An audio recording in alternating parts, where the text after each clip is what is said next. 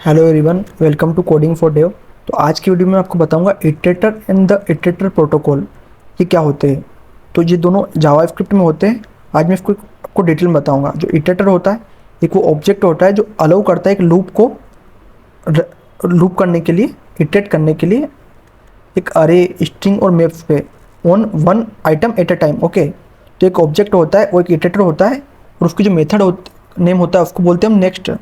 जो रिटर्न करती है एक ऑब्जेक्ट, उसकी वैल्यू क्या रहती है, वैल्यू डाटा रहती है और डन ट्रू और फॉल्स रहता है उसकी। ओके, ये ऑब्जेक्ट में इनिशियली लिखा होता है, मतलब at the backend of their object function. Okay, अब जो इटरेटर प्रोटोकॉल होते हैं वो क्या क्या होते हैं। To confirm to the iterator protocol an object must have a next method that return value return and done return.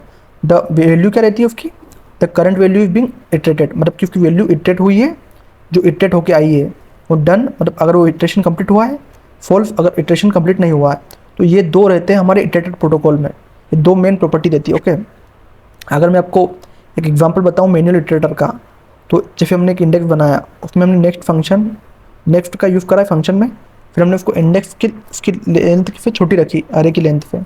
फिर हमने रिटर्न क्या करा, अरे की वैल्यू रिटर्न करी, इंडेक्स प्लस प्लस, और एल्स में रिटर्न क्या करा हमने, वैल्यू अनडिफाइंड और डन ट्रू। ओके, ये दो हमने रिटर्न करी मैनुअल इटरेटर में। ओके, तो इस तरीके से क्या करेगा, पूरे लूप पर रनिंग करके हमको शो कर देगा ए बी सी। ओके, तो यही होता है इटरेटर। अब इटरेटर के प्रोटोकॉल क्या क्या होते हैं, तो एक ऑब्जेक्ट होता है वो इटरेबल होता है अगर इसमें इम्प्लीमेंट होगा symbol dot iterator method, which mean return an iterator. अगर वो एक इटरेटर रिटर्न करेगा तो उसके पास ये वाली मेथड इम्प्लीमेंट होगी। ओके, तो जो बिल्ट इन इटरेबल बल्ब होते हैं वो होते हैं अरे, स्ट्रिंग्स, मैप, फेट, टाइप्ड अरे, नोड लिस्ट। ये क्या बिल्ट इन इटरेटर होते हैं, इनमें आप इटरेट कर सकते हो इजीली।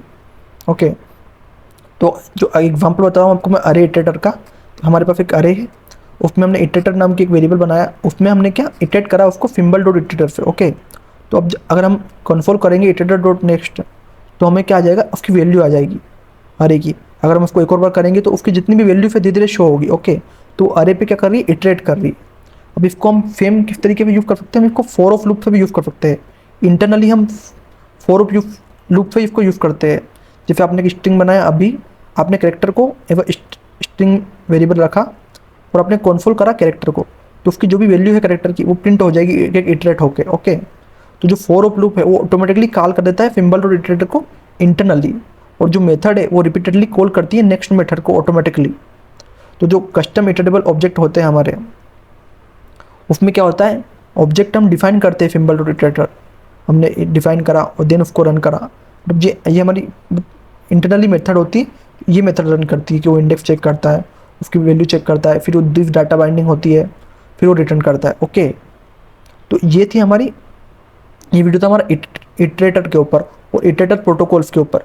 इटरेटर क्या होता है अगर मैं आपको बताऊं समरी में, तो ऑब्जेक्ट विथ नेक्स्ट मेथड, और नेक्स्ट क्या रिटर्न करता है, value and done, if done और नॉट। ओके, और इटरेबल है वो क्या करता है, वो ऑब्जेक्ट होता है सिंबल डॉट इटरेटर नेम से, और इसके जो बिल्ट इन इटरेबल होते हैं वो होते हैं अरे, स्ट्रिंग, फेट, मैप एक्सेट्रा।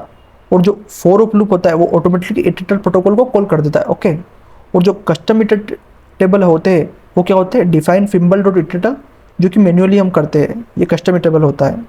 तो अगर आपको इटरेटर और इटरेटर प्रोटोकॉल रिलेटेड कुछ भी डाउट है तो आप कमेंट कर सकते हो, और इसी तरह के और वीडियो देखने के लिए कोडिंग फॉर डेव को सब्सक्राइब करो। Thank you for watching.